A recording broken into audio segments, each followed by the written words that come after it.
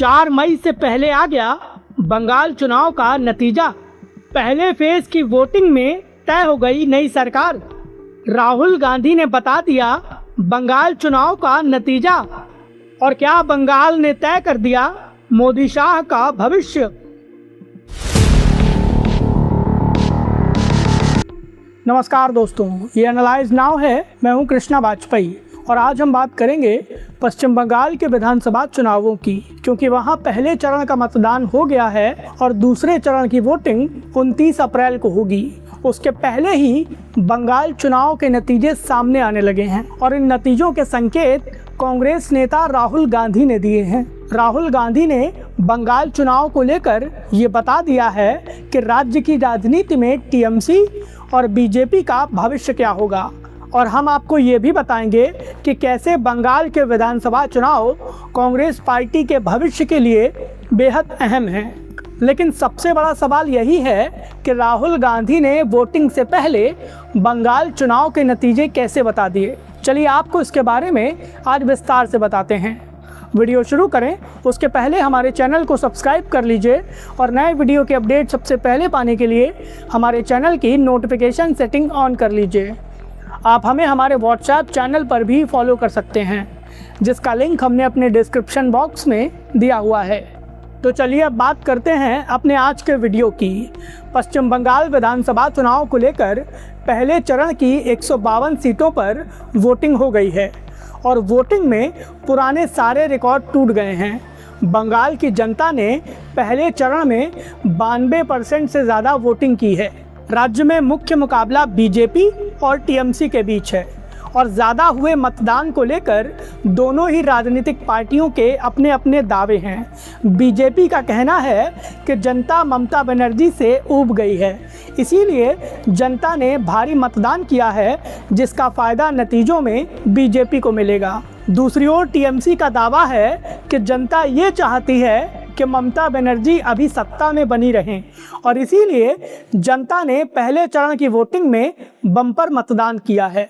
बंगाल विधानसभा चुनाव के लिए दूसरे फेज में 29 अप्रैल को 142 सीटों पर फिर वोटिंग होगी। बंगाल में अभी आधी सीटों पर वोटिंग हुई है। नतीजे 4 मई को आएंगे, लेकिन उसके पहले ही बंगाल चुनाव के नतीजों को लेकर एक सबसे बड़ा रुझान सामने आ गया है और वो रुझान है कांग्रेस के नेता राहुल गांधी का। और राहुल गांधी ने सांकेतिक तौर पर बंगाल के चुनाव नतीजे बता दिए हैं। दरअसल बंगाल चुनाव को लेकर पहले चरण की वोटिंग से ठीक पहले कांग्रेस नेता राहुल गांधी ने एक बड़ा बयान दिया। राहुल गांधी ने एक वीडियो जारी किया और वीडियो के ज़रिए कहा कि अगर ममता बनर्जी ने 15 साल साफ सुथरी सरकार चलाई होती तो बीजेपी को बंगाल में घुसने का मौका नहीं मिलता। राहुल गांधी ने वोटिंग से ठीक पहले मुख्यमंत्री ममता बनर्जी पर गंभीर आरोप लगाए। राहुल गांधी ने कहा कि ममता बनर्जी ने बंगाल की सियासत को पिछले 15 साल में खूब पोलराइज कर दिया है, जिसके चलते बीजेपी को बंगाल की सियासत में घुसने का मौका मिल गया। राहुल गांधी ने अपने इस बयान के ज़रिए ये संकेत दे दिए हैं कि उन्हें बंगाल में बीजेपी की जीत की संभावना नज़र आ रही है। ये वही राहुल गांधी हैं जिन्होंने लोकसभा में महिला आरक्षण से जुड़ा बिल गिरने के बाद टीएमसी के नंबर 2 नेता अभिषेक बनर्जी को फ़ोन किया था और विपक्ष का साथ देने के लिए उनका धन्यवाद दिया था।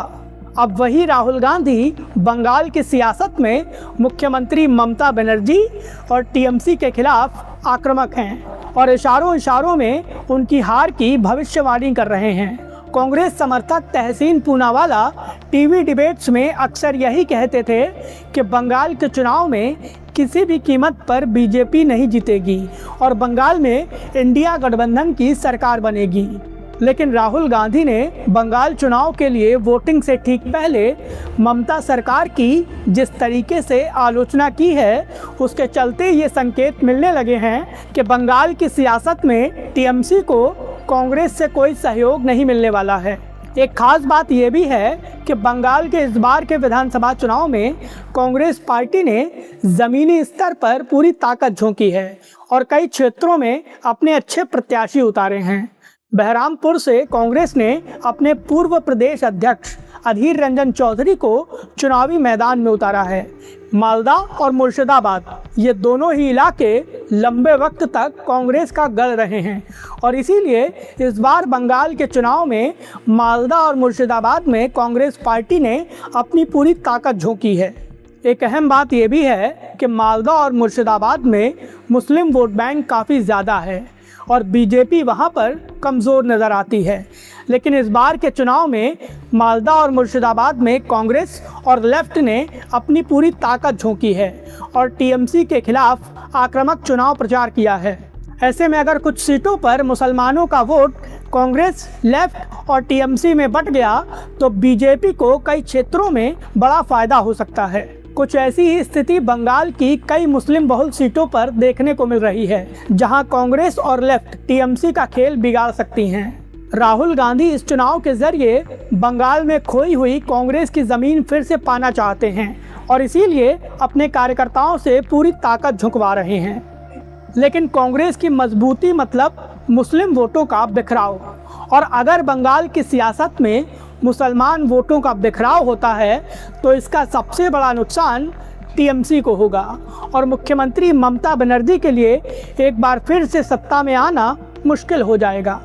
राहुल गांधी ने एक बात बिल्कुल सही कही है कि बंगाल की राजनीति वर्तमान में काफ़ी ज़्यादा पोलराइज हो गई है और राजनीतिक विश्लेषकों का ये साफ कहना है कि इस बार के बंगाल चुनाव में हिंदुओं का 70 से 90% वोट बीजेपी को जाएगा और ऐसे में अगर मुसलमानों के वोट बैंक में बिखराव होगा तो इसका सबसे बड़ा नुकसान ममता बनर्जी और उनकी पार्टी टीएमसी को होगा। दूसरी ओर राहुल गांधी हैं जो अपने बयानों के जरिए बीच चुनाव में ममता बनर्जी की मुश्किलों में इजाफा कर रहे हैं।